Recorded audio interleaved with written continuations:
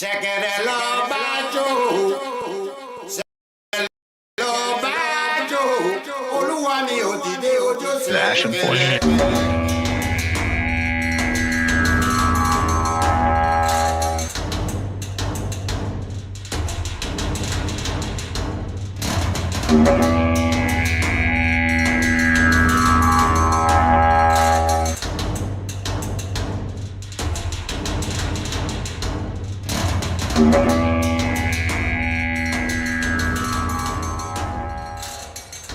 Ashen's The Ashen Forge.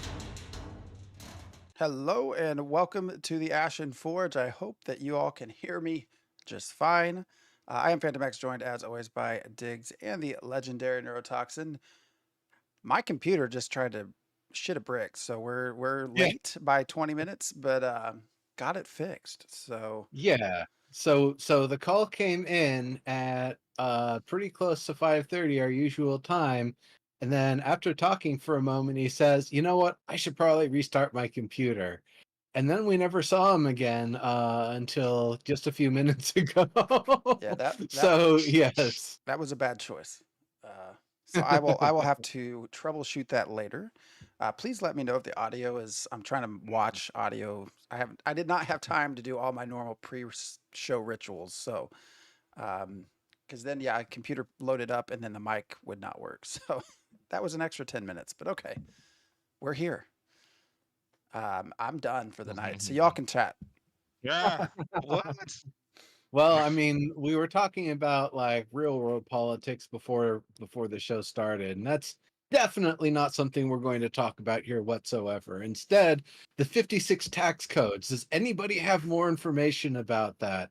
I really think we're just going to have to like, maybe after Alpha 2 starts, have Justo come on a show with Stephen and Maggie's approval and like just lay it all out for us, because I'm still really interested in that. I have not dropped that subject. The 56 tax codes they are mayoral tax codes. We know that much now. But beyond that, it's like Yeah. what are they individual things being taxed? Are they different like schemes and patterns by which the taxes are there some that are just specific to like, if you're this race type, that's the dominant type, and it's this, of the 4 node category types, therefore you'll have these options presented for how you can do taxes. Still, I have no idea. Well, there are two places to ask, right? We have the dev Yep. stream this Friday. I think questions end Tuesday or Wednesday. So get your question, well, not questions, get your question posted. If you ask more than one question, you're going to get denied. And then we might, sometime in October, I hear there's a certain somebody's going to be potentially making some visits to the Yeah. community. So there might also be a chance to ask a little bit there. But Diggs, Yep. you got a new background. You took the. I like that. I wonder why. I did get a new background. It was so awesome. Oh, is that the I one had you to. liked? No, it's different enough that right now I want to use the exact same one. Feel free. Now that I look at it, I'm kind of thinking of like, could you just lean over for a sec so everyone can see the back of it? Oh, I don't know. Hold on 1 second. Or you might have to rotate the chair. Okay. Okay, so it definitely looks more like a fireplace, like that. When you're blocking the view of it, it kind of looks more like a metal phoenix is like blasting out of the entrance of a fort they just lit on fire. But yes, now you see because it kind of looks like like a wooden fence or whatever. Yeah. I mean, it spit out No, some it's pretty cool. really interesting stuff like metal. I think there's some wood looking ones. I don't know. Anyways, I'm glad you grabbed that. Glad it does not go to waste. So what are we going to talk about? I guess we got the taxes, but I don't know that we have much more to say about Well, that. you were thinking maybe we would go over questions, and I love this first question that's here for the next dev stream that's asking when they will deliver other biomes because the Riverlands was in May of 2022. This is from Talents. The Riverlands was in May of 2022, and it's now 2024, and we still basically have only seen the Riverlands. And I'm like, how? He's like, how are you possibly gonna have all the other biomes ready if it takes 2 years? Like, are you expecting that it's gonna release in 2026? When are you expecting the release of Ashes? That's my question. Yeah, so I want to be clear for anybody who isn't aware of, there's a difference between being feature complete and content complete. Feature complete means all of the systems and mechanics work to an extent that what you need to do now is fill in all the details and flesh them out and build out all the length and breadth of things. Content complete means you've actually done that. Content complete means you finally built the entire world. You don't now, for testing purposes, for where they're at, they don't need a bunch of biomes. They only need the one, because all of the features that they need to test whether a land-based biome is feature complete or not can be done within one biome.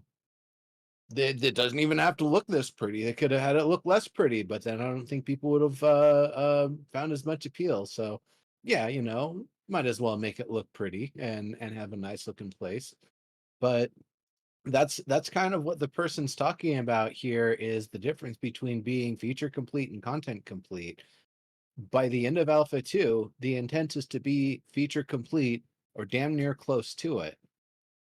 Beta is where the content completion is going to be going in. And I really don't know how it's going to work, that they've got like throwaway content that we're not actually going to be seeing during live gameplay versus stuff that's definitely going to be in live gameplay, but we're also starting to see now. That's something that I'm still maybe a little bit confused on myself, but that's probably something they haven't talked about very much in detail, because they don't want to reveal that, because they don't want to tell us all the secret details in the nitty gritty. Yeah. But yeah, that's kind of the answer, is don't mistake feature complete and content complete. Two different things. The alphas are for feature completeness. Yeah, and they aren't necessarily going to show us everything anytime soon anyway. So Right. just because we've only seen Riverlands doesn't mean that they don't have other biomes in a similar state, but they're not sharing them with us. Meaning, uh, even PI testers might not have access to them in the game world that we're currently playing. That doesn't mean that that nobody's working on those. I feel like you're giving them a lot of leeway on this. I have I to don't think say. there's a lot of leeway because that's different than what we have available to test. Um, just because we haven't seen it or nobody's seen it doesn't mean that people aren't working on it. I mean, but don't you think if they had more than the Riverlands, they would give it to us I to? I did I didn't say that it was ready for people to play in. I said it doesn't mean that people aren't working on it. And I When think they were showing off the procedural design tool set, if I'm not mistaken, they were showing Sand Mommy in the desert or whatever, that giant goddess statue in the desert, and they were using tools relative to that area. So it's not a stretch to say that they haven't put work in on other biomes, and they are just keeping it small. One of the other things to keep in mind, they've said they don't want the area too big. And so if you introduce more biomes and more region, then you're increasing the area where you might want a smaller, more concentrated test during Alpha 2. So if they keep it mostly to the Riverlands and the regions that they've mentioned, that's partially, I would imagine, because they're still trying to keep things more concentrated And even if they could throw the entire world at us, they simply don't want to, because that's going to be too big an area for the test groups that they're going to be throwing in. Also, keep in mind that um, we still have not seen the final two articles for the Know Your Nodes series, and that was 2019. And I've been asking when we're going to see Mhm. them since 2019. And Margaret told me in 2019 those articles are completed. Stephen has not signed off on letting them appear yet because there's still some other stuff he wants to do with um, the node design, and they might change. And he'd rather for that to be stable before he releases those articles that have already been written. And I think it's something similar for Rogue too. They've been working on Rogue for a while. I mean, we even saw a prototype of Predator right out the gate, but um, you know, we still haven't seen actual Rogue in the game anytime soon. That doesn't mean they aren't working on it. Ranger, I played a Ranger in 2017, but we didn't get Ranger until what, earlier this year? So that's 6 years that they were working on Ranger. We didn't actually see that Ranger in the game until 6 years later. So um, it doesn't mean that they aren't working on those things.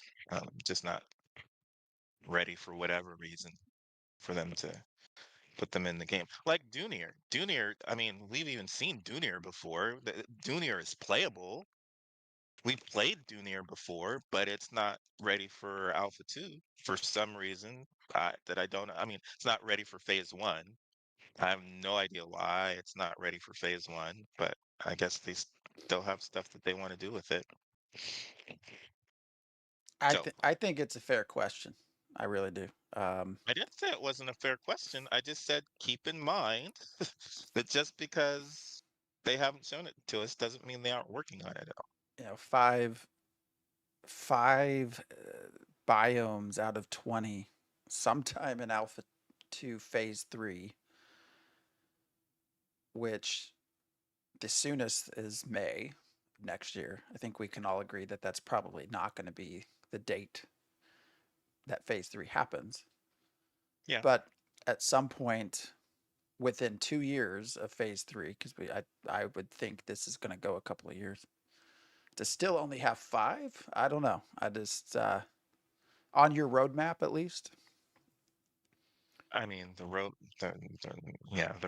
map is mostly kind of for us. It's not the roadmap for us is not the same roadmap that they're working on. So a what if question. Um, would you? I guess I would. Would you rather? Would you rather them uh, spend 4 more years creating all this content, or would you rather them just start with the Western continent and say, you know what, we're going to add Eastern one later? Would I rather have Landmark? Is that what you're asking me? No, I would not rather have Landmark. I think that's a loose association there. It's not a loose Landmark association. was They a would spend skeleton. so much, no, they would spend so much time working on keeping those Let servers up and keeping the people happy playing that they would have no time left to let me actually rephrase. work on the game. Let me rephrase. Everything's ready. They just don't have the content for everything. Systems are up and running. Combat's working. Nodes are working, but they only really have the western half of the world. Would you? So you would not be okay with them? No, because Hmm. keeping us happy while they're trying to work on the game, they would be too distracted to actually work on the rest of the game. They wouldn't have time for that. But I mean, they're going to be working on expansion stuff anyways, right? Expansion is not the It's go- expansion is what, 5 levels? I think it's going to be new At best, areas. I'm 5 levels of new content versus 50 levels of content or 25. Yeah, I just don't get the landmark comparison. Just because I'm not landmark was just a completely other than some building tools that they didn't even understand themselves. it just was not anywhere near a complete. The goal, I'm saying a it's complete not about game. being complete. It's not complete. It's alpha. But I don't know why you, you all were both just saying Alpha 2 is to get all your systems ready. We shouldn't worry about content until beta. yeah, what you're saying is maybe should they release at something at beta, and I would still say no. But yeah, I'm saying maybe what by if the they time you shrunk get to beta, down their scope I don't for even know what that release? means. No, because it's the same thing with APOC. You don't want to have them have APOC as a fully released game where they're trying to keep the people playing APOC happy. Again, just like Landmark, that's scaled down as you can get, and they did not have enough time to work on the real game. Part of it, it felt like they were spending too much time trying to make Landmark its own game, which if they'd come out with that from the gate, that might have worked better. But that one of the things that you've mentioned that was part of it was trying to keep servers up 24/7 and keep people playing and happy. We know alpha is not going to start like that. It's going to be Mhm. weekends only. It's not Yeah. going to be a little while before the servers are going to be up 24/7. And even when they are, that doesn't actually mean it's going to be up a true 24/7. They might take it down for periods of time, or they might just say, hey, we're working on a lot of fixes and a lot of updates and a lot of changes. But instead of wrapping up the progress from like every sprint and pushing it through to the alpha server, we're going to let y'all just kind of chill and play on this for a couple of months. You'll give us your Mhm. feedback on the systems that we have now and what actionable feedback we get. That's awesome. But then Mhm. after that, what we're going to be able to do is put through a couple months worth of updates all in one shot, so there's less of the take the server down, patch it up, bring it up, make sure it's stable, that goes with the update process, and a lot less time that they have to stop what they're doing, make everything shippable, so they can still go back to having sprints where something is not working for 2 to 3 sprints, but us players don't know because we only see it when at that third sprint it's finally up and running and functional and ready to show us that it actually gets pushed into the updates. So that is something, they can run the servers and be getting the feedback that is useful and actionable from that, while at the same time spending longer periods of time doing big fixes and big changes and stuff. Because with Landmark, it did feel like every sprint was an update, and it's hard to build a game while you have to have everything shipping ready the entire time. It really limits how much you can like engage in projects that are going to break the engine for a little while and break the builds for a little while, but it has to be done for you to be able to come out the other side smelling like sunshine and rainbows. Yeah, and I mean it's kind of interesting to me because you're basically also asking if they should do what PAX Day is doing, and I think you're like PAX Day is too early, aren't you? Aren't you the one that says that PAX Day shouldn't be released? That it's crap right now? Me? Yeah.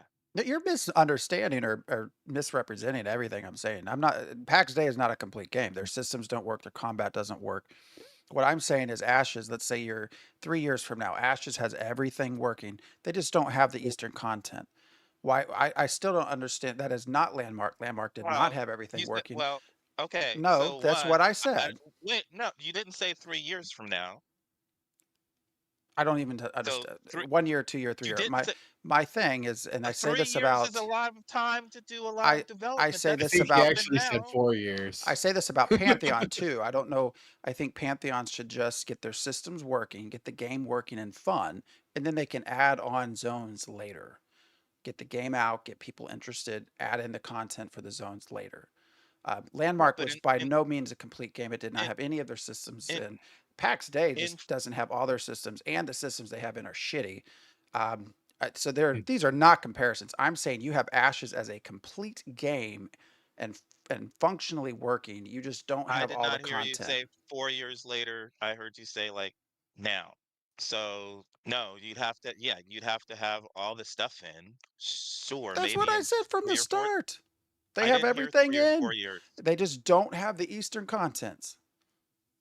Everything else is Yeah, I did working. not Nodes hear is the. working. I Mayors is I, di- working. Caravans I are didn't working. I didn't hear the if.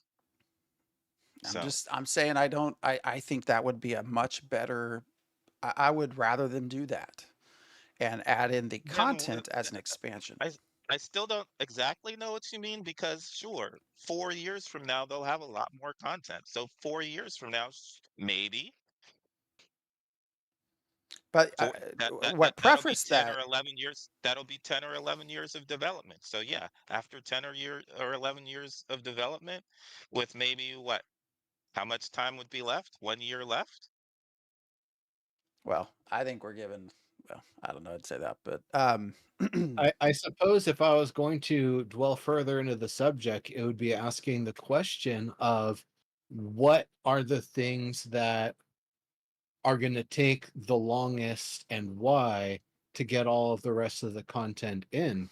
Um, is it just that they still haven't been able to flesh out the entire surface of the world and populate it, and are just now maybe in the process of building all the dungeons and POIs and stuff? Is that the part that would make it take so long for it to get completed, content completed? Is it that once they've built out all of these areas, the amount of design time required to make them unique and enjoyable and engageable as their own sort of region with its own identity, that's going to take time? And then the question with that, is it narrative that's going to be holding things up? Is it design that's going to be holding things up? Is it art that's going to be holding things up? Is it going to be some combination of all of them? And then with that we can kind of start to suss out if we know that like art's ready and design's ready but narrative isn't ready, then what we're waiting on is for them to continue fleshing out the rest of the story and the points of interest and the intrigue that can occur in that part of the world.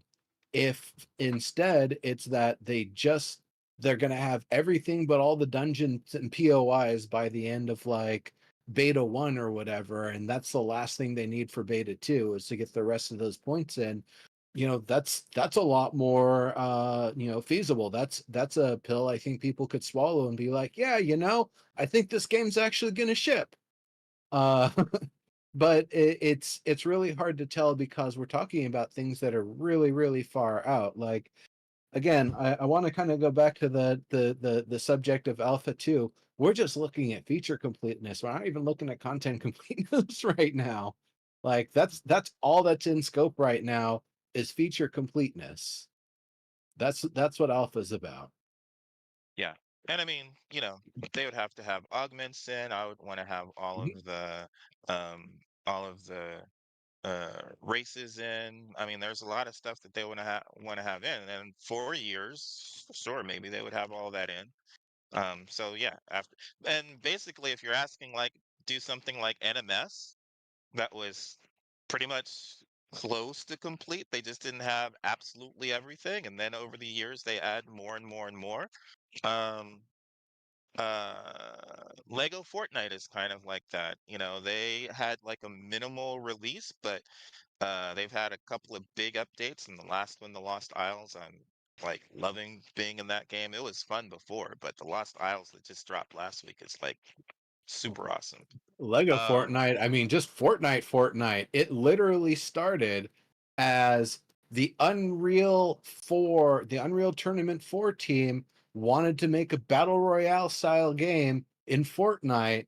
They were given the approval, they did it, smash hit. Now it's got like all these variations and spin-offs and stuff of something that could very well have just been a one and done, and not been the thing that completely shifted the trajectory of what the Unreal Engine and Epic Games is doing.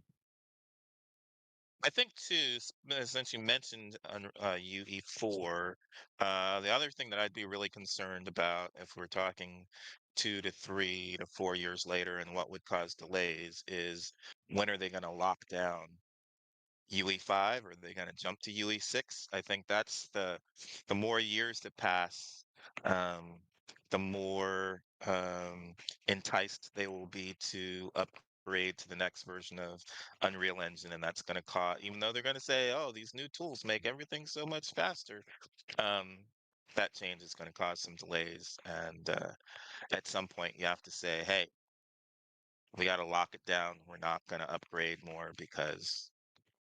We want to release the game. So I'm not sure that Steven knows when that is. That's my biggest concern there with having more years. I personally think it's a foregone conclusion that they're going to have to realign goals for shipping, whether that's systems, whether that's content, um, whatever it might be. I mean, we're 7 years in, 2 years. I'd probably call this version what, 2 years, 3 years. But we're now So hitting 200, 250 employees. Your burn rate is now just going up incredibly high.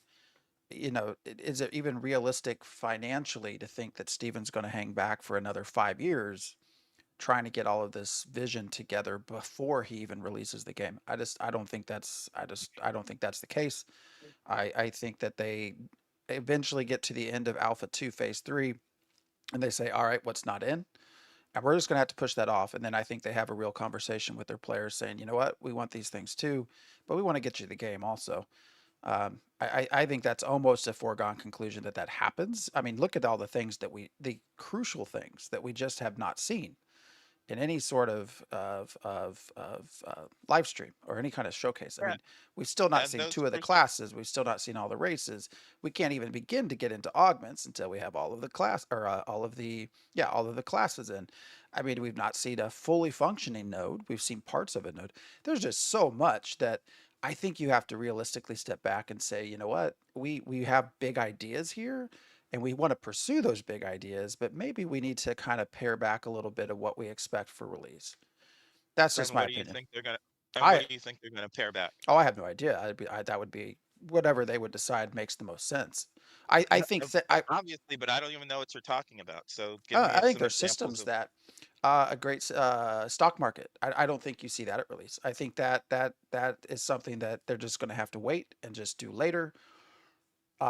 There's even been a lot of Discord. I don't agree with I this. you know, But I I bet you Justo's already got that finished. I'm on the other side with that one. I bet Justo's already got that done. He's waiting for people to try it.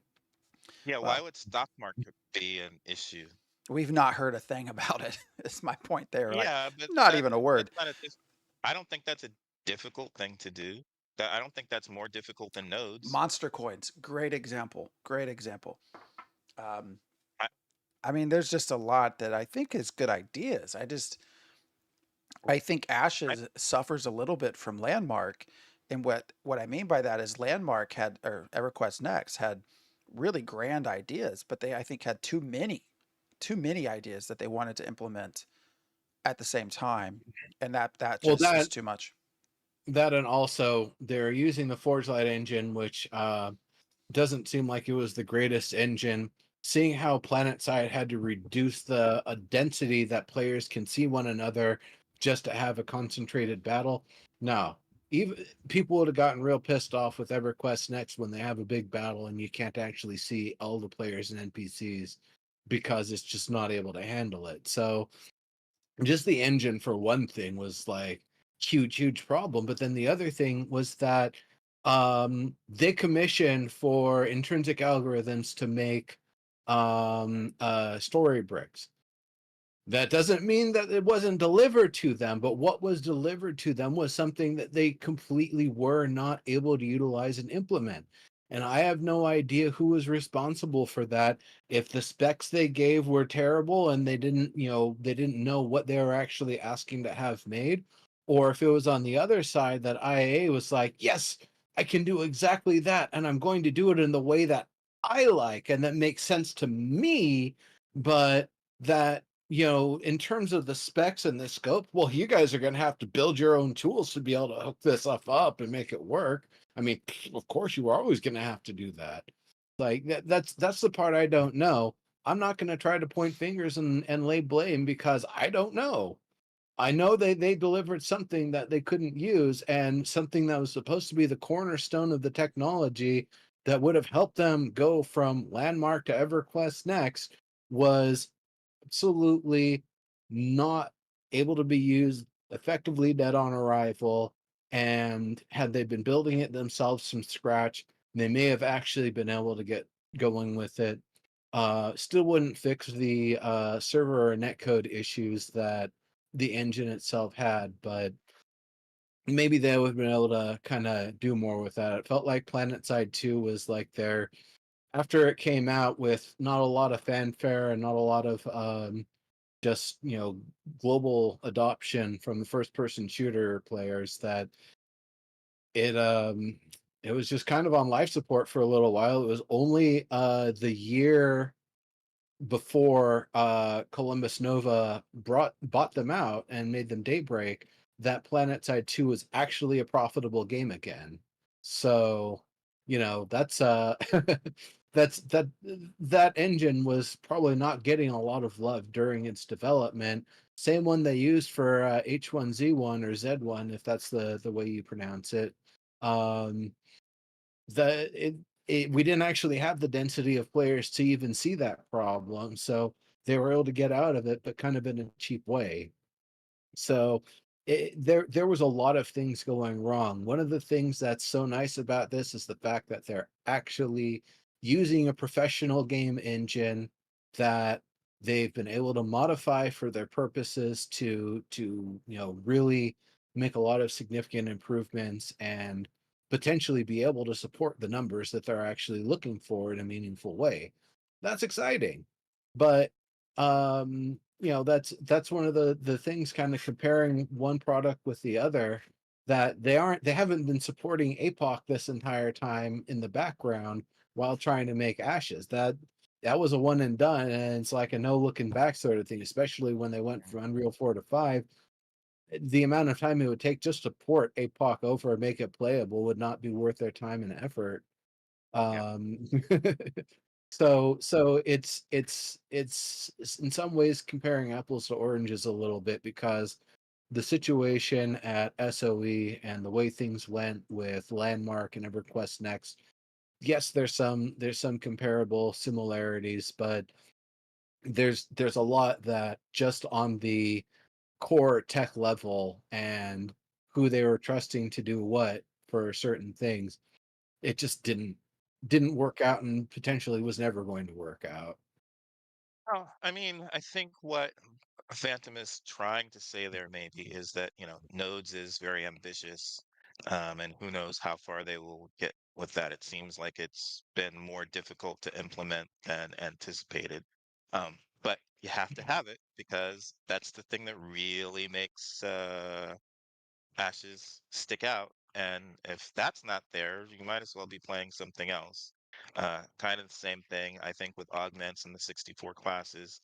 And yeah, maybe you could try and leave out Summoner or something and release with um, 6 or 7 primary archetypes instead of 8. But, um, uh, one of the things that I've been thinking about, especially after playing Lego Fortnite with this new location and new tile sets. They just introduced earlier last week. They introduced Spider-Man, the Daily Bugle set kit, and the or tile set, and like a New York apartment that goes along with that, like where Peter Parker would live.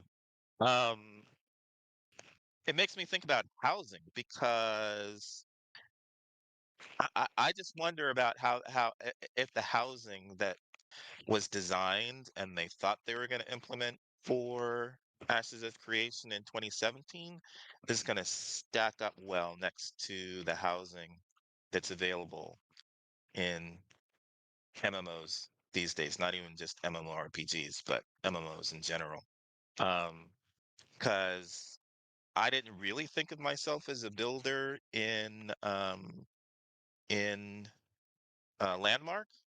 But after playing Lego Fortnite and then playing Nightingale, I do think of myself as a builder, and building is a key component for me. It's one of the fun things that I like to do.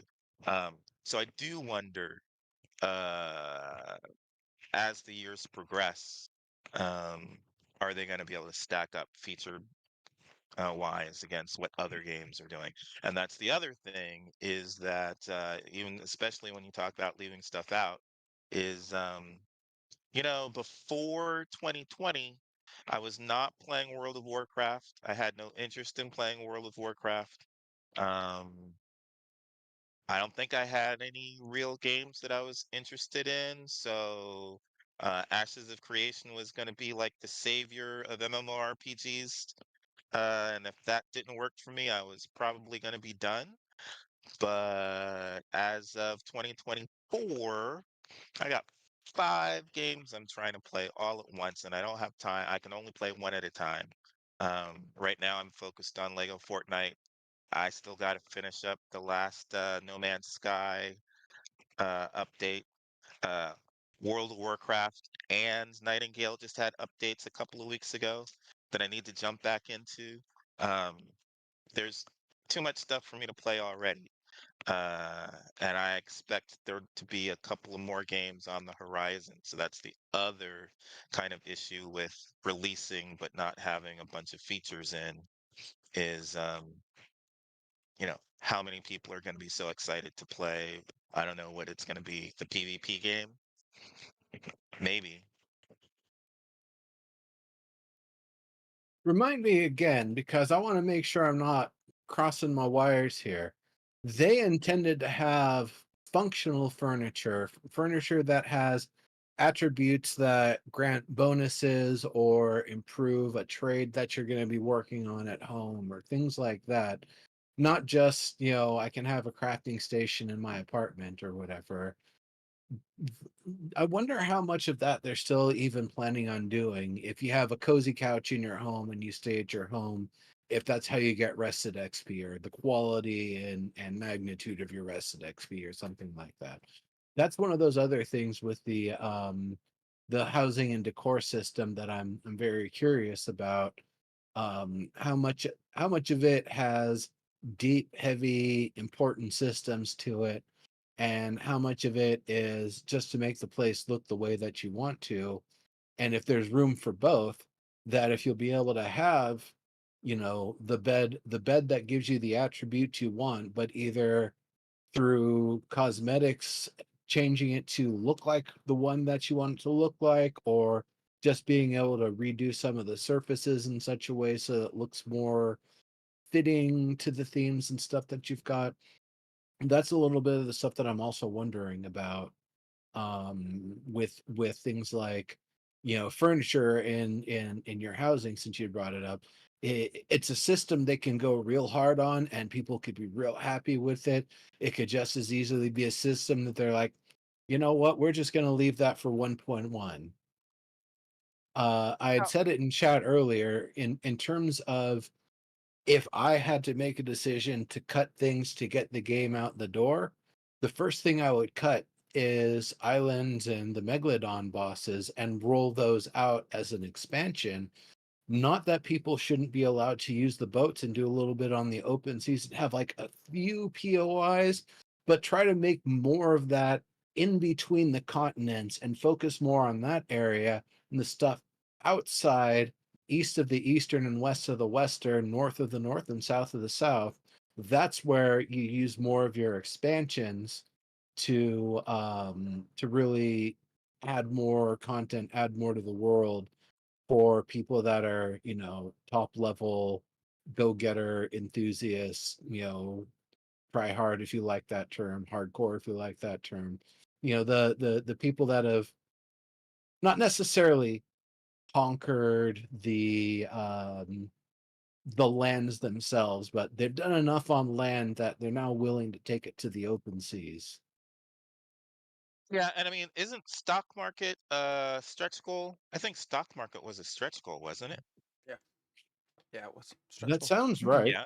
Yeah. Wasn't So the so Underworld so also, and the Tolnar?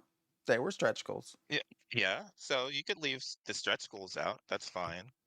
And the naval content was a stretch goal. So yeah, I think you could definitely leave the stretch goals out.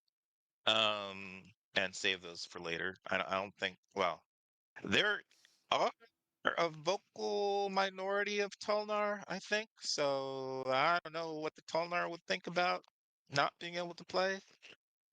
Well, I Ken don't think Block. I there's a mean, vocal minority of Tolnar. I think there's a lot of people who like the idea of the Tolnar, want to interact with the Tolnar. If I understand correctly, it sounds like some of the PvP guilds, the be this race and join our guild and we're going to go PvP stuff, are definitely planning on going and messing with the Tolnar. So I think they would want the Yeah. Tolnar to be in. I think what I hear is uh all the filthy Tolnar should be dead. That's what I hear. Or slaves. So yeah, maybe the ones who are wanting to turn them into slaves would want them around, but mostly what I hear from the majority is, you know, Tolnar filthy savages, destroy them all. Um, and yeah, there's a small minority of, at least that's the way it is on the forums, and I think that's the way it is in Discord the last time I was in Discord. But um, That's funny. Like to quote a line from Destiny 2, how does it feel to look in the mirror and kill what you see?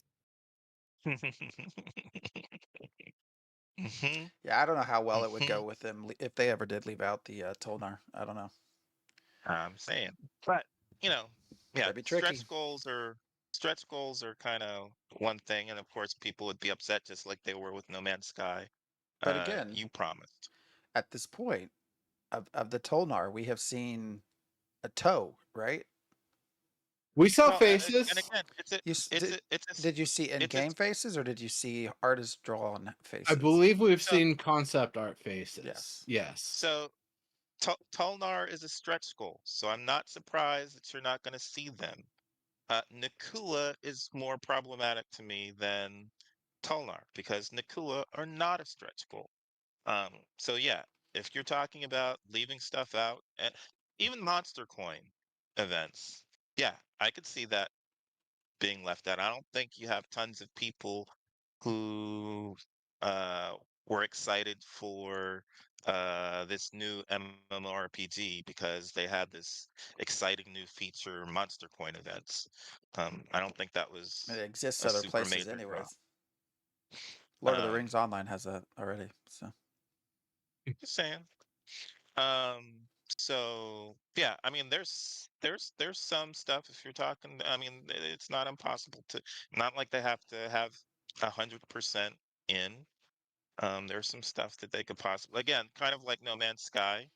They could release to that degree or a similar degree probably, and then uh add in more later. Sure, I don't know. but we aren't anywhere close to that now.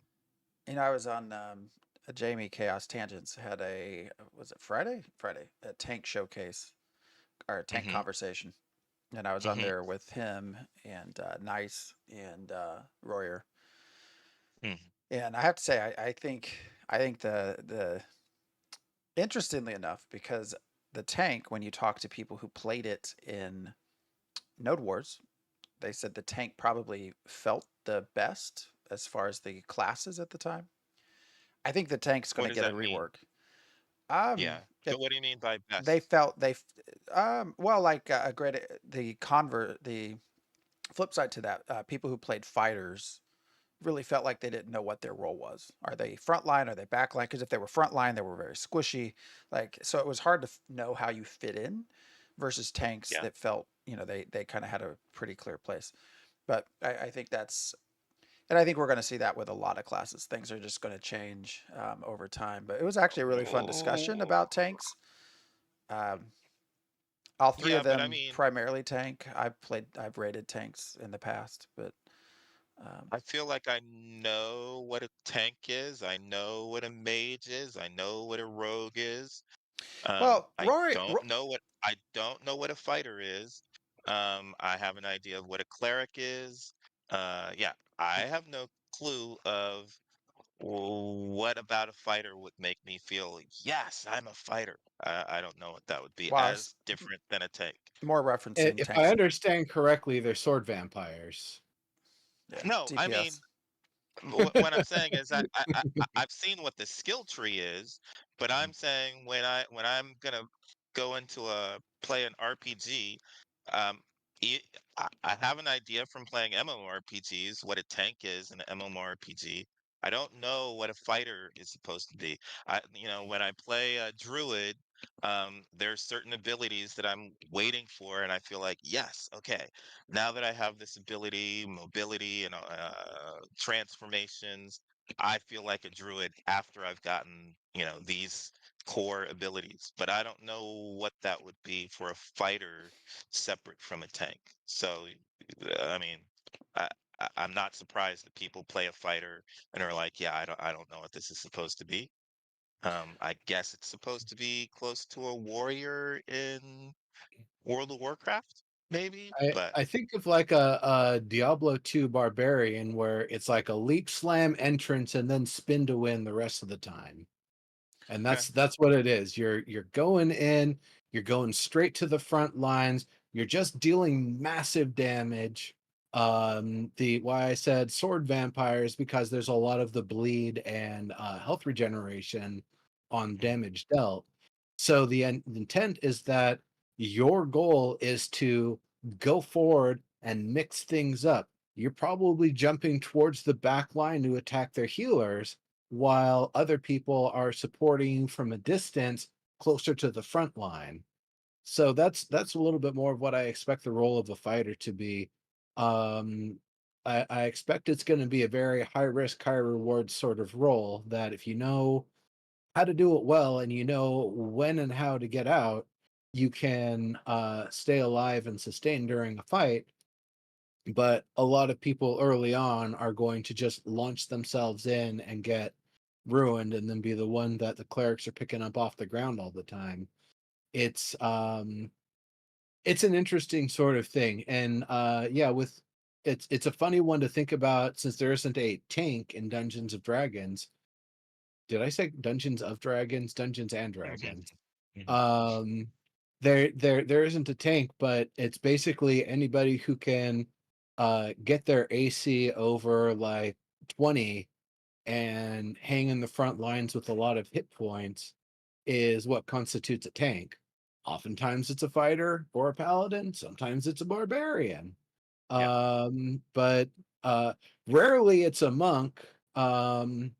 And if you've got a wizard who likes to cast shield and mage armor on themselves, hey, more power to them. I roll like that a little bit. Yeah. Um, but that's a little bit more of like trying to abstract the tabletop game versus like the MMO. The fighter is just one of your close range combatants, and they can do other things too. I would say that a fighter is actually a better archer than a ranger in D&D. If you spec for it, it's actually kind of funny. You're going to be able to attack more times, and you're going to be able to get some different, real powerful bonuses that aren't available to a ranger. So it's kind of a funny thing to think about that your fighter can. They're like a very versatile, go any way you want with them, but you're not really casting a lot of spells unless you take one of the quartercaster classes, the subclasses, and then yeah, okay, you can cast some spells too now. Well, it's just like when I played Kingdoms of Amalur Reckoning, and I don't think they called this spec um like a rogue, but it was the one that was similar to the rogue. Um, I mean, I'm a Care Bear, but the throat slashing was so over the top. I mean, you would jump on something, you would sneak up. If you get the sneak in, you could sneak behind them, jump up on their back, and slit their throat. And that was so crazy like a rogue, I would do that constantly. I mean, I love sneaking, but that was crazy. And then also pickpocketing. You could go up and pickpocket, and if you got caught, then everybody would fear you, and nobody would trade with you. The NPCs wouldn't trade with you. Um, I felt like I was a thief for sure. And I'm just saying, fighter, I don't know, I wouldn't know yet going into playing Ashes of Creation. I would not go in expecting. I mean, they could surprise me, but I'm not surprised that other people pick fighter and go in and they're like, yeah, I'm not exactly sure So what this role is. really, I started this conversation to talk about the tank, but that was a good fighter Mhm. conversation. Royer has just some really good points, and I'm sure Jamie has that posted to YouTube to go kind of listen to Royer. He's much more knowledgeable on this than I am, but you know, the part of the rationale or reason for why there was thought that the tank would probably be redone is being a PVX game. Um, Royer is somebody who does structured PvP and also raids quite a lot.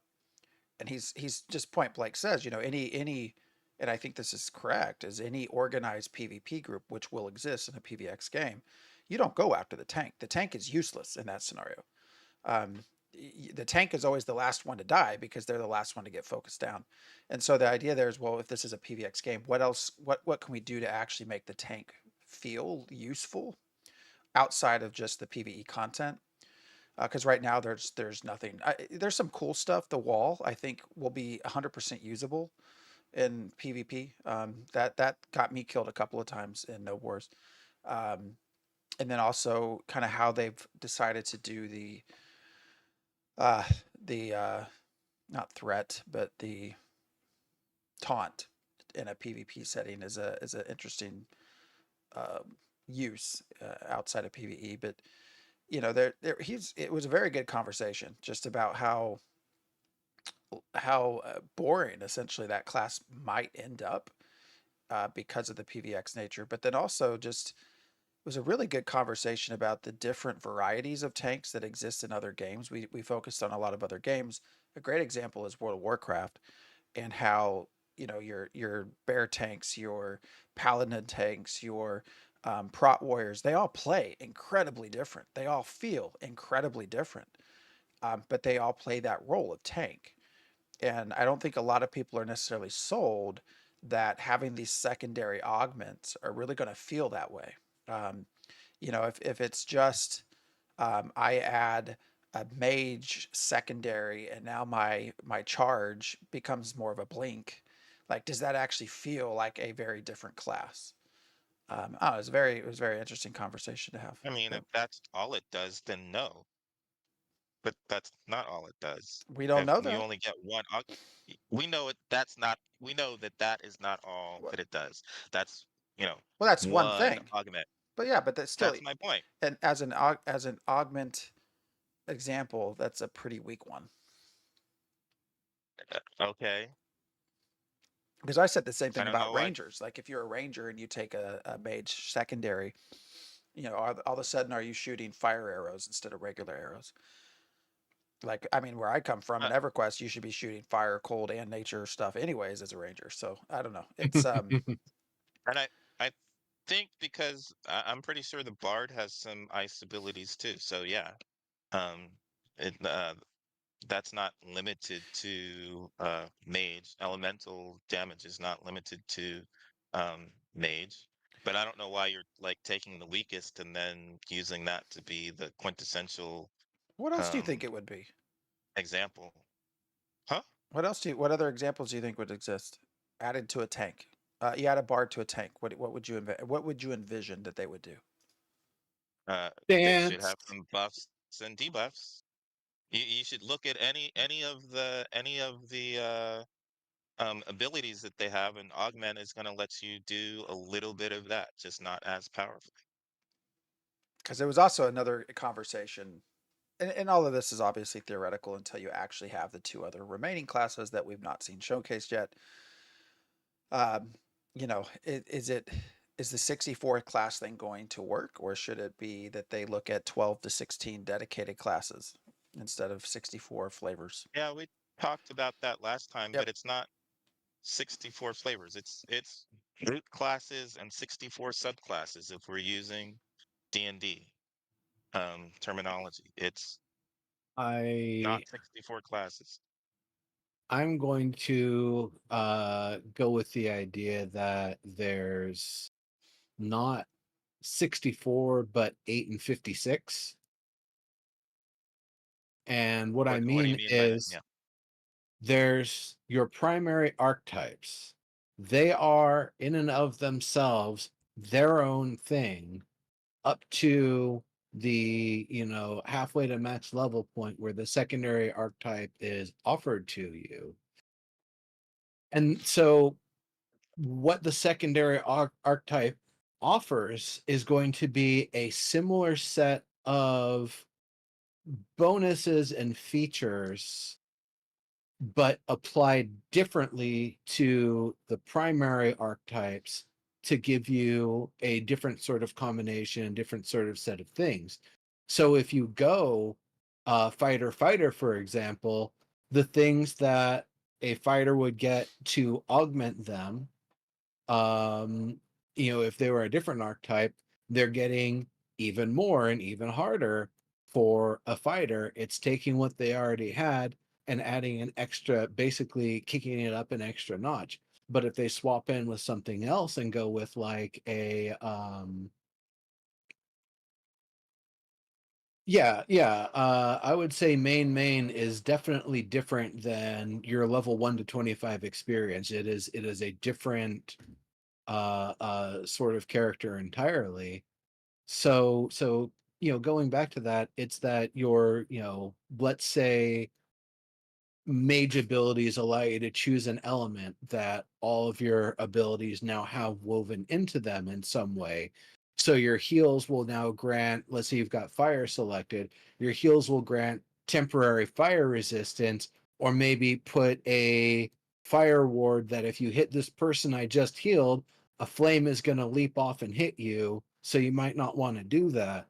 And so it's going to be something like that. Then if you're a fighter and you go with that augment, a lot of your, going and attacking things, if you've got fire selected, great, now you're doing bleeds and fire. That's awesome. Now anybody who uses fire, you are synergizing with. You're doing your leap, slam, spin to win. There's a fire trail and you're lighting people on fire, and this fire stacks just building up left and right alongside your bleed stacks, and your buddies are popping those things with theirs to push them over the top. Yeah, I can see how that could work, and that would be fun. um that's just an example of, not even the full of what picking mage as your secondary archetype. Just if you chose, let's pick fire to augment my abilities for the moment. So, at the same time, if I'm a mage and I've selected fire, well, maybe now I'm casting dual element stuff. Now when I throw that lightning orb out there, it's a burning lightning orb. That's awesome. That'll synergize with other people using fire and lightning. That's great. So Exactly. Yeah. that's kind of what I expect to see from the 56 essentially. Yeah. Why stop at secondaries? Let's add a third, a tertiary. Oh, well, we're talking about expansions now at that point, but sure. Yeah. Before 2040. Is that what you're saying, Phantom? Before 2050? Let's just make it 8 by 8 by 8. 8 by 8 by Yeah. 8. Well, Well, I won't be here anymore. I mean, we aren't got to worry about what are you balancing. talking so. about? You're the most healthy person of all of us. You don't drink copious amounts of alcohol, and you're dancing all the time. Like you're going to be burying me. It's not the other way around. So we're You're almost. going to be like 110. Like, yeah, MMOs were fun. I'm Hyper still waiting reality games these days are pretty cool, but MMOs were fun. I'm still waiting for Ashes to release. No. Go ahead, Phantom. I was gonna say we got about 13, 15 minutes left. I had named this The Hitchhiker's Guide to Vera just because they have named their upcoming stream the Guide to Alpha 2. I don't know what that means. Yep. What do you think they're going to show us? I believe it's going to be a Maybe it's a set your roadmap. yeah. I'm guessing it's like a set your expectations to stun sort of thing, and they're gonna kind of go over like what they're expecting of the players when it's only going to be up for a weekend. They might be like, hey, so for phase one, we're going to have like 10x earning rate for everything. We want people blasting through those levels, blasting through that content. The entire governance system is going to be working 5 times faster than normal. We just want people like hammering on that thing and the systems that we have to be able to give us like the smallest amount of feedback and be able to get through the length and breadth and depth of them during the short, however much of that 3 day span you're actually going to dedicate from your time in life to help us test and hammer on the servers if you even get through the queue. I think that's going to be another part of it is alpha alpha 2 phase 1 I think is going to be a whole lot of queue fighter. I hope you I hope can not. do character builder stuff while you're in the queue. I hope not. I think that is just quickest way to get people pissed. Um, I mean, Wayfinder again, perfect example. I think Wayfinder has turned into, and that's not an MMORPG, but it's an MMO. I think it's turned out to be fine for what it is, but their servers were shit at the beginning. I mean, you would literally wait 2 or 3 hours to get in the queue, maybe even longer. I think some people would wait 6 hours in the queue, and you would finally get in the game, and then inevitably something would crash, and you would have to go, and you get 20, 30 minutes, and you'd go spend another 6 hours in the queue. I mean, that to me is like the fastest way to just piss everyone off. It's an alpha, I get it. um, but us three will know that. The people watching us probably will know that, and they will accept that. Will the majority of people trying to get in day one, alpha two, gonna accept that as an excuse? Well, it's an alpha. No, they're gonna be pissed, and they're gonna make sure people let them know that they're pissed because everybody's entitled and has social media now. Yeah, you can be pissed, and then when the game is good and released and people are enjoying it, more But people will come. that hopefully, yeah. I mean, hopefully people come to good That's what games. happened with No Man's Sky, It took right? years. That has Of not course, happened to because Wayfinder. of course, it hasn't been the same number of years. It's not even close. I know. New World, different example. Good, I think a fairly decent game right now, but people aren't going to come back to it. They got burned Uh, at the beginning. So I don't know. I don't know. You were saying doom and gloom with the numbers of New World since it released. No, their release was huge, but it dropped. And then yeah. And the moment it dropped, you were like, I don't know how this game is still there. How are they still having Well, people yeah, play this? Look at the well, but they because still nobody have came people back. playing. AGS But can be it's still running at there. a loss, and they just want to It's have still it to there. show the engine. So Like we don't actually know if it's running at a profit. It could be running at a I don't know. loss. I'm obviously not a developer. They obviously probably have these statistics. Um, just speaking as someone who has played the games, who have been in those situations, I feel like the queue system like that is just potentially one of the fastest ways to like doom yourselves. But I don't know. Maybe they have a plan. I'm sure they have a plan.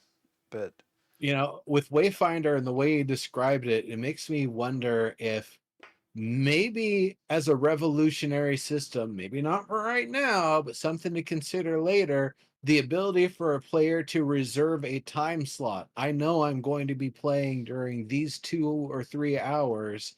And so I don't want to have to deal with the queue system. I'm going to reserve a time slot, play at this time because there's an availability that I can make a reservation, like maybe 500 reservations a day or something like that, or however many there would be. And then, like, okay, I'm only playing during this time.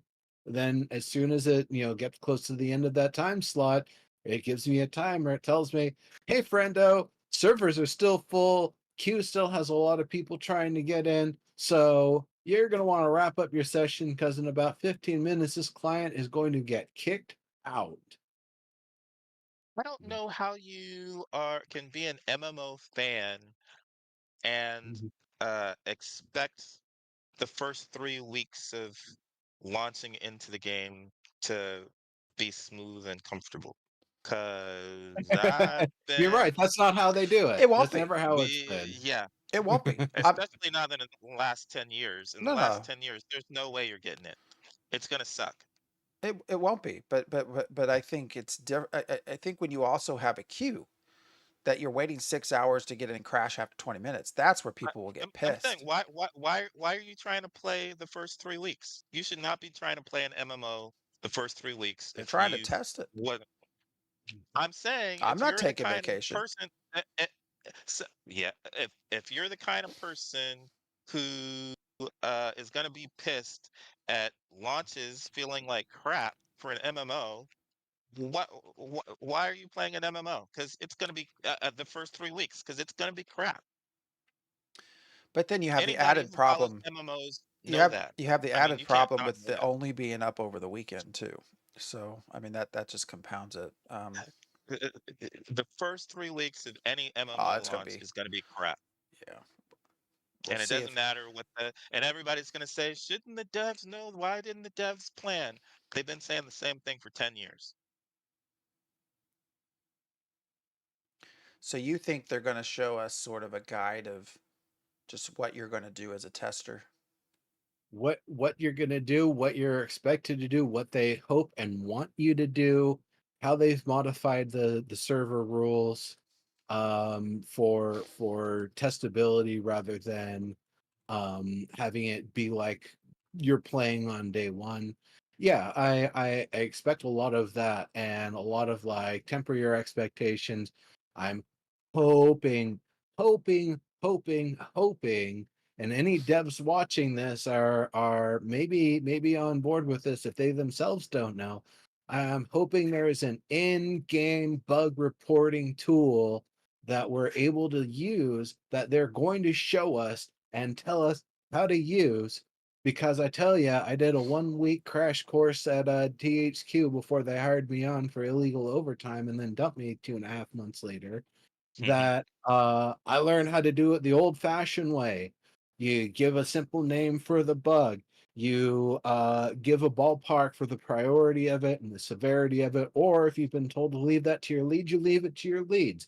You explain what the issue is.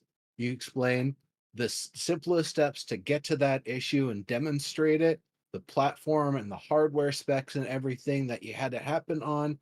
And once you've given the steps for replication, you give them the replication rate so they know how frequently it happens, if it always happens, if it sometimes happens, if like only happened to you once and you've done this 100 times.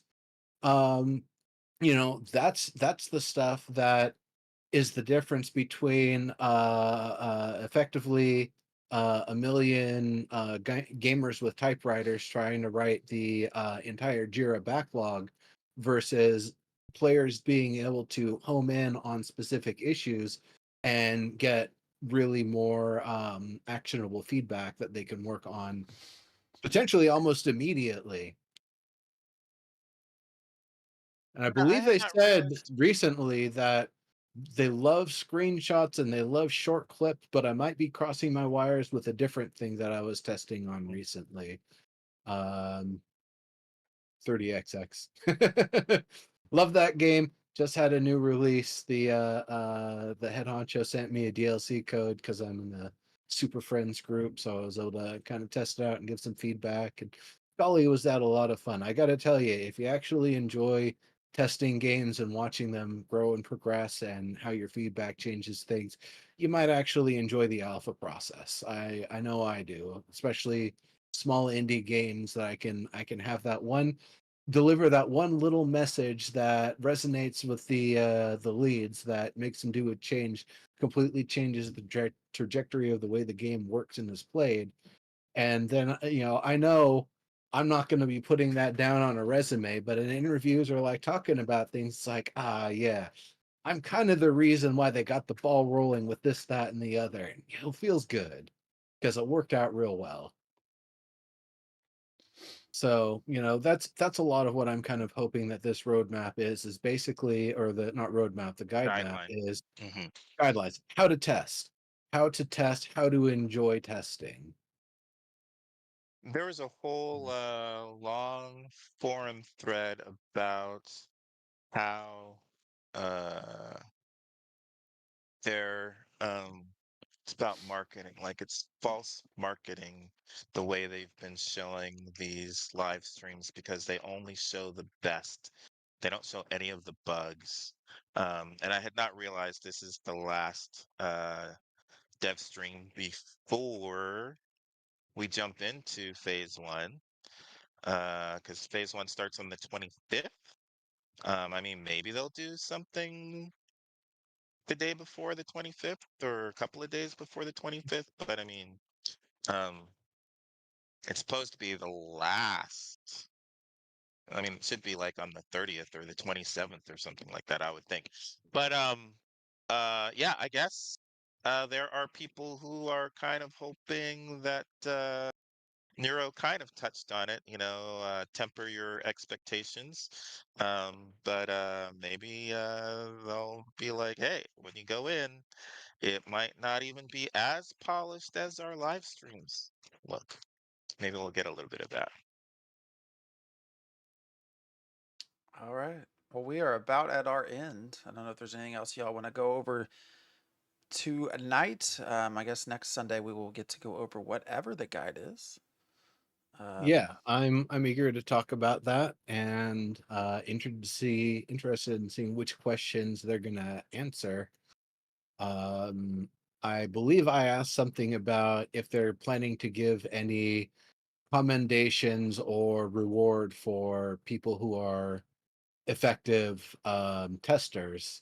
Like if they're going to have, I didn't say too much because it's up for them to answer, but having like the community commendations and honors for people that help them track down some real gnarly ones, or just straight up, we're not going to tell anybody who did what, but we're going to send you some embers if you if you put in an issue that we are able to detect and use to fix something on our side. Maybe you'll find 50 embers in your little ember pocketbook, your purse, wallet, whatever embers are contained in, that we'll be able to spend on live launch day. So that would be a nice feature. That'd definitely be a nice incentive. But at the same time, oh man, is that queue gonna piss people off? I want to get in and help and do the thing and get rewarded. Come on, let me in. And if all you do is play and you never give any feedback, when you try to cash in those embers, you'll only get coal. Well, you wouldn't have gotten the embers to begin with, but hey, thanks for playing. Anytime you get embers and you cash them in, you'll only get coal. Before we go, there was a forum post that I wanted to ask about. And I don't know that I saw you on it, Diggs. Your all's opinion, also the chat's opinion. Obviously, so it was a post by a guy saying that his guild member had their account hacked and stolen. That was essentially all that we were told. There was absolutely no context given. So clearly, there seems to have been something else that has probably occurred. However, the post, the focus of the post was the fact that Intrepid sent a final message saying that it is the user's responsibility to protect your account, and that they were not going to do anything extra. And so essentially, the guy lost his account. And it was a post kind of wanting to shame Intrepid, saying, "Oh, well, they, more or less, kind of, they should have given him his account back, and they handled it wrong." Um, I'm curious if it's not a problem on their end, because I think one thing that has been happening, or people think might be happening, is there's a group of people out there trying to sell their Alpha 2 keys and then go to Intrepid after they sell them and say, hey, this was stolen from me. So they get the money and they get the key back.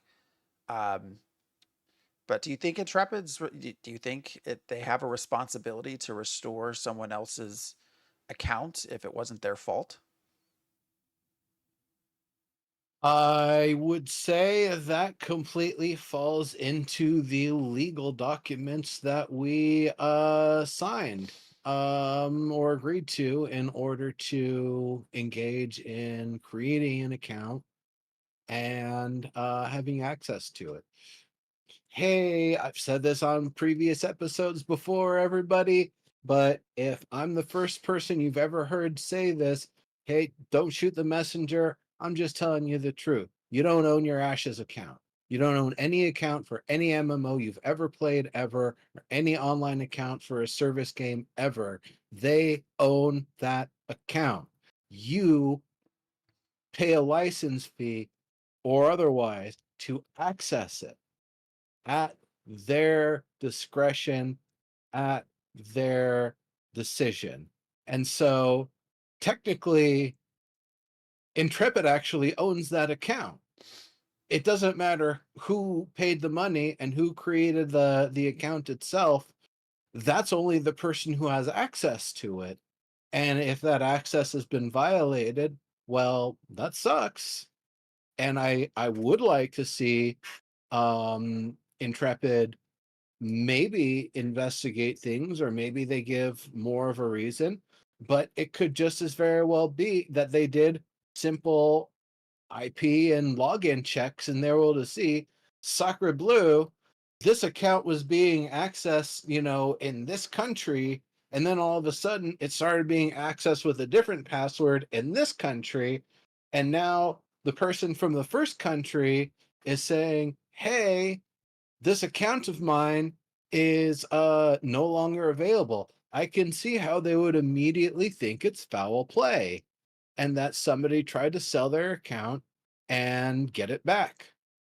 And so, they're not dumb.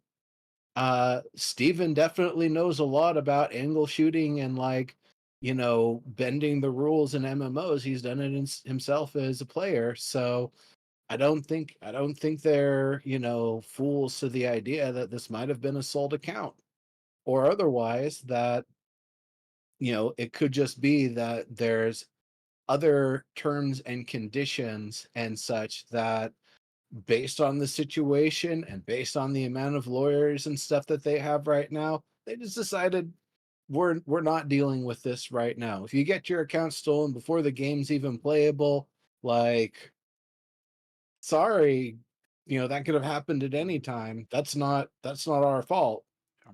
I think there was Um, more to the story. yeah. Oh yeah, I'm Clearly, sure there's more to the story, but um, yeah, it you can go either way on it. It's nice. Like, let's say one of their major content creators had their account stolen in some very devious sort of way. Somebody, accidentally clicked the wrong Discord bot link and had all of their stuff stolen super hard, and for some reason they weren't using the two-factor authentication, so it was just played up straight up yanked. Well, we know who that content creator is. It's very easy for them to come down from on high and say, yeah, dude, we totally understand, we're going to fix it, ain't no problem, just here's an email, put in a new password, and please, for the love of everything, use 2FA and start securing your damn stuff everywhere. yeah. It's But I think that would be a different case than potentially somebody who's never made a forum post, that doesn't have any presence in the community whatsoever, that's just coming with this, I bought this at some point and now, oh no, I can't get my account back. yeah, I can see how they wouldn't necessarily be leaping on that one. I also don't know the tone of the language they use. If they came with pleases and sorries and thank yous, that'll probably get a lot further than, I demand to have my account restored. I paid good money yeah, for it. The more indignant and more abrasive you are, the less they're yeah. going to want to help you. That's service everywhere around the world in all industries. Well, yeah, and you can see the forum post if you go check. It was something like, well, their last message, Intrepid's last message said it's the user's responsibility, and as was pointed out in some responses, we're like, okay, well, what were the other messages that was had with Intrepid? And they go, oh, I don't know what they said. It's like, there's something else going on here. I agree, but I do think it's tricky. The reason I asked this question, I found the forum post interesting, but also, my son recently, I think I mentioned this in our Discord, had his Steam account stolen. Um, and so, it's I think can be hard to really gather what is stolen versus what was sold. And we did get his account back, but it was certainly a learning point where you know try to explain to him that you might not get it back. It's your responsibility. You clicked on a link or did something that you shouldn't have done, and now your account was taken. So it was a good learning point, but there's a different side too. So, but to this specific post, clearly there was more that was not being said. So Well, and the only thing that I thought really is that I would hope that they have some way of looking into it somehow. Just because you look into it and then your response is, sorry, it's your responsibility, doesn't mean that they didn't do anything at all. yeah, well, and clearly they did from the language that was used. Mhm, uh, mhm, so mhm. um, I liked Crow's response. Something about personal responsibility is looked down upon in today's world, or something, something like that. It was great. Yeah. It was wonderful. So this reminds me of a quick story just of my ex was a French teacher at UCLA, this is 30 years ago. Um, and working on her master's. So she had a student come in who was getting a B plus, and she said, "I can't have a B. Please give me some extra credit so I can raise my grade to an A." And I'm like, a B plus is good. It's not like you're getting a D and, a little bit of extra work might move you up to a C. A B plus is like above average. That's like really, really, really good. And maybe should have done the stuff during the regular course of the year or whatever semester to get an A minus. I don't know, but you got a B plus. That it's okay. Take the B plus. You you can't always get an A. Sometimes you don't get an A. That's okay. Yeah. This is for a language class to get a B plus. I can't imagine who you're going to try to apply to that wants to see your university transcript and will kick you for not having an A in whatever level of language that was, especially if there was a higher level like instead of your French 101, it's French 102 that they took afterwards, and they aced that. It's like, well, then they're not going to give a damn about the B plus. Yeah. That's wholly irrelevant. Do you need to? Is this B plus the only good grade you have this semester? And if you don't increase it to an A, you're going to get kicked off like the sports teams or something. Like, yeah, I mean, I at the same time, I've been in that position where it's like, hey, I've turned everything in, but then also I was like, I was a schmuck and thinking about like grades actually mattering when honestly they don't. I mean, if you can get a passing grade, D's get degrees. Mhm. D's get I degrees. yeah, C's get degrees, D's I don't think so. And then I think Mhm. in some of the upper division graduate sort of stuff, even the C is like maybe you need to take that again. But I don't know. You're a doctor. Did you have to get straight A's? I'm not asking if you I got mean, straight A's. I'm just asking, did you have I to? mean, how would you feel about your doctor passing with C's? I mean, One seriously, B plus. seriously, I might how be. would you? I might be okay with the B plus. You all right with the average doctor? Well, I already have the average doctor, so that's no change. B plus is above average. B plus is above average. I will say college was a breeze, medical school was hard. Mm, So That's fair. That's fair. yeah, America does it backwards. They do. It's a better model in Europe, but the idea of, sorry, this is totally unrelated mm, except to my work. The idea of spending 12 years in medical education is just far too much. But 4 years of college, 4 years. I mean, you can blend that together. I mean, you could do a 6-year track rather than 8. You could also pare down medical school quite a bit. Requiring, for example, requiring me to do transplant surgery when I had clearly knew I was not going to do that as a career, and it has absolutely no bearing on what I did as a career. There's a lot of little examples like that probably it could be done better here, but I don't know. I'll do a stream on medical education some other time. So You're an awesome surgeon. I don't know about psychiatrist, but psychologist, but you don't want me you're to cut on awesome. you, trust You're me. an awesome transplant. I could deliver a baby. I could 100% deliver kids, but Haven't you? 34 of them. There you go. So So yes, you can. yes, maybe there's somewhere in where I went to school. There's somebody watching us sometime, and they're like, "Oh, delivered me, 15 years ago." That'd be weird. All right. Well, since we've moved on to not talking about games, I think we are at the end of our show. So thank you all for hanging out. Oh, wait, was this question? Do you know what they call a person that graduated last in medical school? Doctor.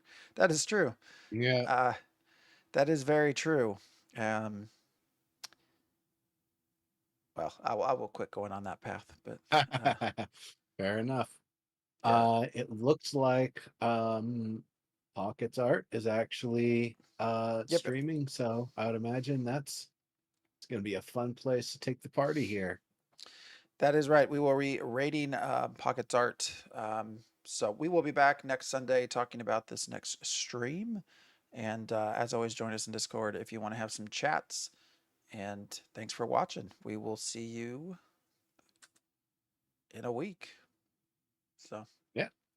See you later, everybody. Get guided, noobs. Fupo's going to guide us, right? Yes. Yes, Fupo will. All right. See y'all.